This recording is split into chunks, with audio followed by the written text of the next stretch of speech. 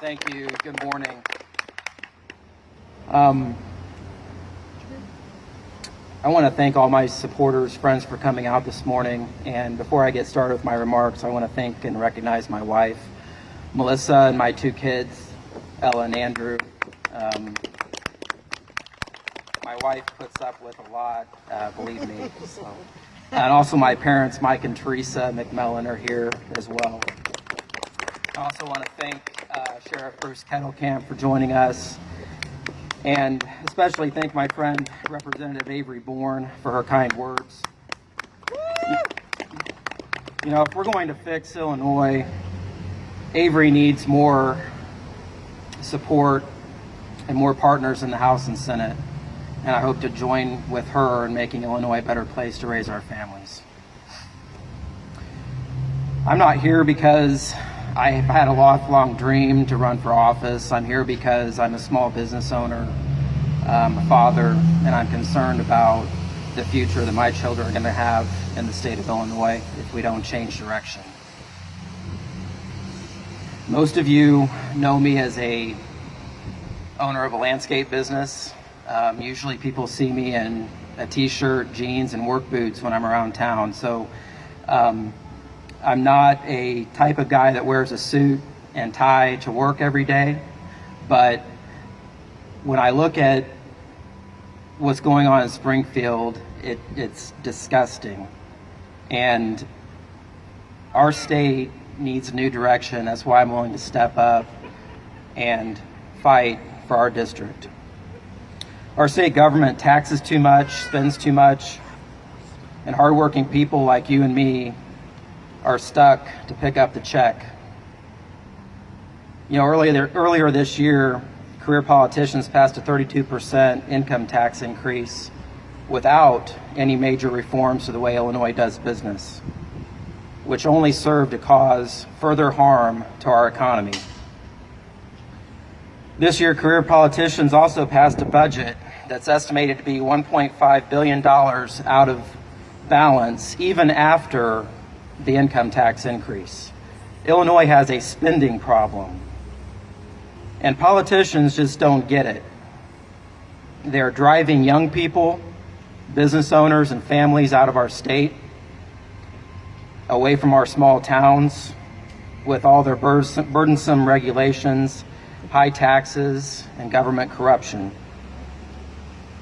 High school graduates are leaving Illinois to attend college in neighboring states, never to return home because they feel that there's no opportunity left for them in their hometowns.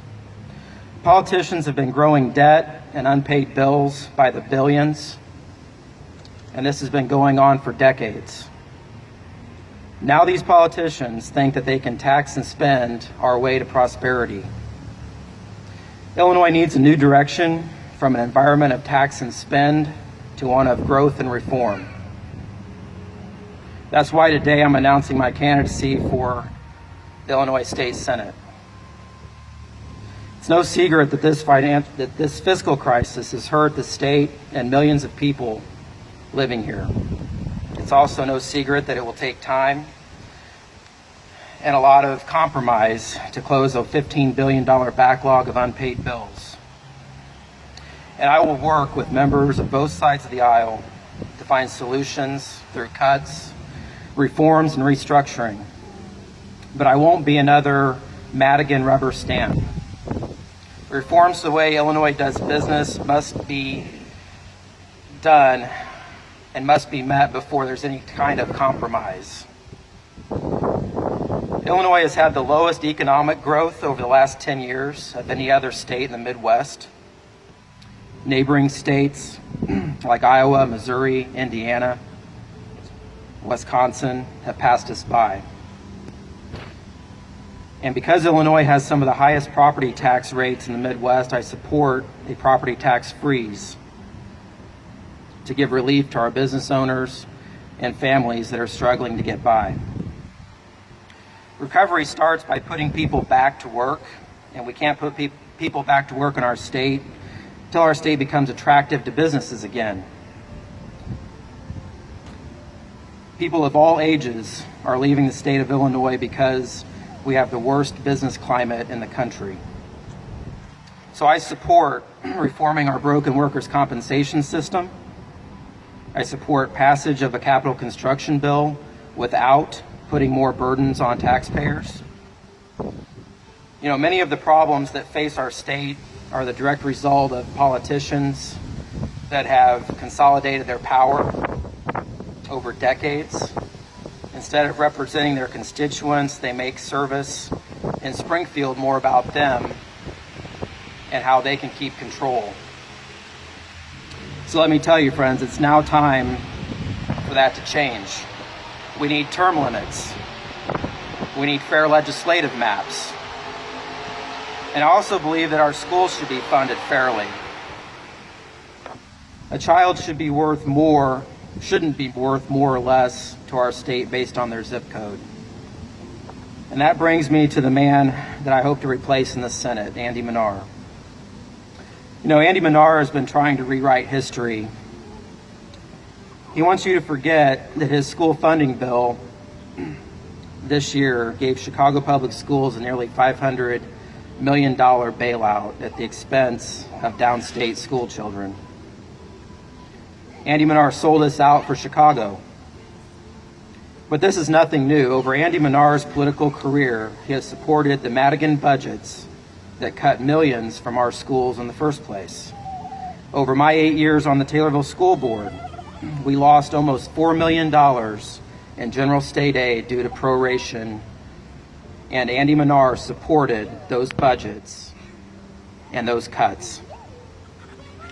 We can't let it happen again, and now it's time to hold Andy Manar accountable for his voting record.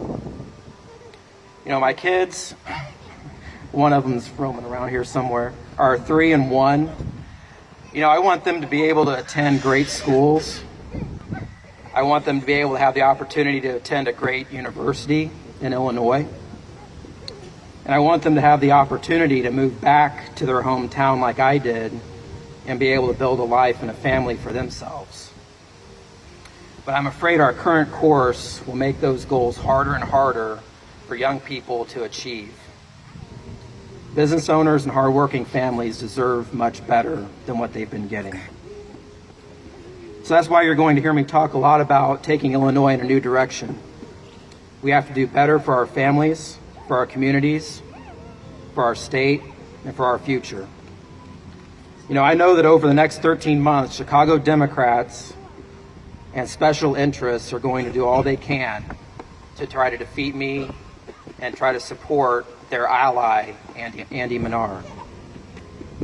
But I'm up for the fight because our state, my hometown, my home county is worth fighting for. And because I'm tired of my state being ran by politicians like Mike Madigan, John Cullerton, and Andy Manar. Government belongs to you, and together we're going to put Illinois back in the hands of the people. That's what we need. And I thank you all very much for coming, and I look forward to this campaign. Thank you.